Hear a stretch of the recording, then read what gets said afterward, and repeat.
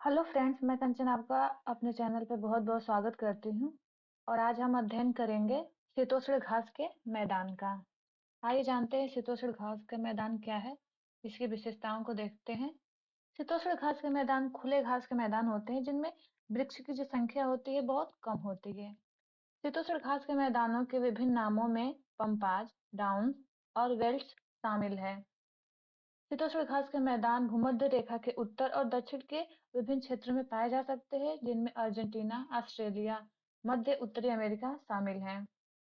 कई शीतोष्ण घास के मैदानों में मौसम के साथ तापमान में भी परिवर्तन होता रहता है तथा यहाँ पे कभी-कभी बवंडर, बर्फानी या तूफान या आग जैसी घटनाएं भी होती रहती हैं।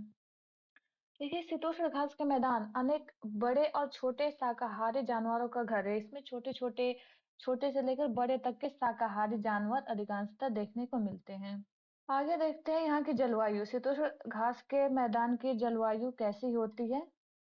इस जो शीतोष्ण घास के मैदान हैं या टेम्परेट ग्रासलैंड कह सकते हैं, तो इनका तापमान मौसम के अनुसार बदलता रहता है।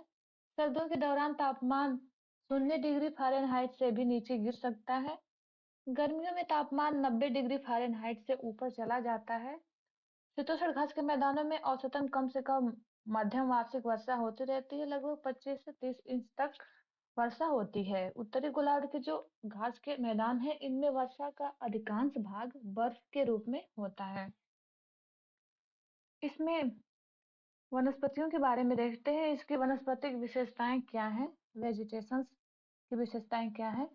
देखिए, यहाँ की जो वनस्पति होती है, ये समशीतोष्ण घास के मैदानों में कम से कम मध्यम वर्षा के कारण पौधों की वृद्धि जैसे लकड़ीदार झाड़ियां और पेड़ मुश्किल हो जाते हैं। यानी बहुत अधिकांशतः झाड़ियां ही रहती हैं, लकड़ी के हैं या फिर अधिक बड़े या फिर मोटे वृक्ष यहाँ पे उतने नहीं उग पाते हैं। इस क्षेत्र में घास के ठंडे तापमान सूखे और कभी-कभी आग लगने के लिए भी अनुकूलित हो जाते हैं। तापमान तो रहता ही है, ठंडा भी पड़ता है, साथ साथ कभी-कभी ऐसी स्थिति आ जाती है, तापमान बढ़ जाता है और आग लगने जैसी दशाएं भी उत्पन्न हो जाती हैं। इन घासों में गहरी विशाल जड़ें होती हैं जो मिट्टी में पकड़ बना लेती हैं, जिससे घास जमीन में मजबूती से जड़ें जमाए रहती हैं, जिससे वहां का जो मृदा का कटाव होता है वो काफी कम होता है। और जड़ों मिट्टी को पकड़ने की वजह से पानी की भी बचत होती है। आगे देखते हैं यहाँ की और विशेषताएं वनस्पतियों की।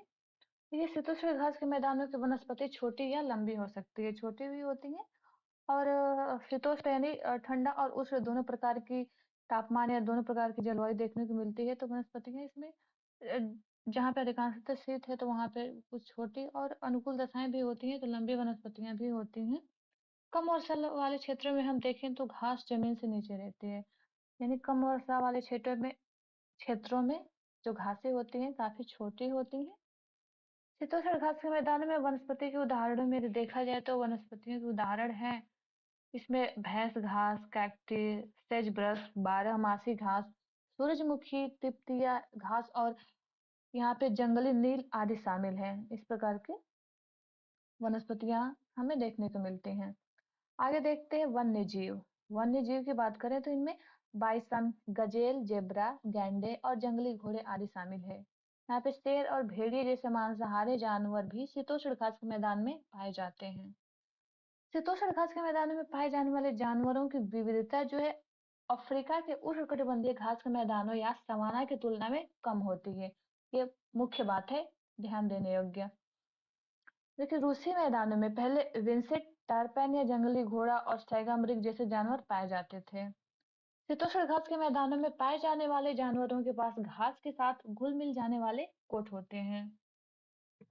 आगे देखते हैं, इसमें देखते हैं जो शीतोष्ण घास के मैदान है, इसको अलग अलग स्थानों पे या अलग अलग महाद्वीपों में, अलग अलग देशों में अलग अलग नाम दिया गया है।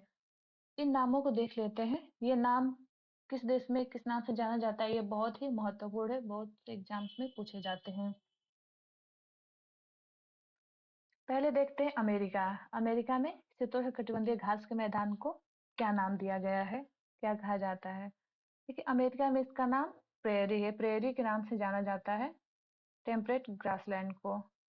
इसके बाद देखते हैं अर्जेंटीना। अर्जेंटीना में पंपाज, पंपाज के नाम से जाना जाता है। फिर आते हैं दक्षिण अफ्रीका पे। तो दक्षिण अफ्रीका में टेम्परेट ग्रासलैंड को जाना जाता है वेल्स के नाम से। इसके बाद देखते हैं ऑस्ट्रेलिया। ऑस्ट्रेलिया में भी टेम्परेट ग्रासलैंड का बहुत बड़ा क्षेत्र विस्तार देखने को मिलता है। तो यहाँ पे इसको जाना जाता है डाउन्स के नाम से। अब आगे देखते हैं यूरोप में। यूरोप में जो हमें देखने को मिलता है रूस। तो यहाँ पे एशिया और यूरोप यानी यूरोप के दक्षिणी पूर्वी और एशिया के उत्तरी भागों में देखा जाए तो उत्तरी में और पूर्वी तक कुछ लेकर लगभग इसमें पूरा ये टेम्परेट ग्रासलैंड का विस्तार क्षेत्र है।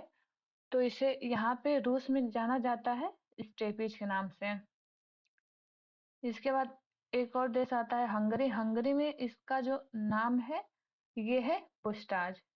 हंगरी में पुस्टाज के नाम से जाना जाता है। तो ये टेम्परेट ग्रासलैंड के मुख्य देश है और इन देशों के मुख्य ये घासें हैं।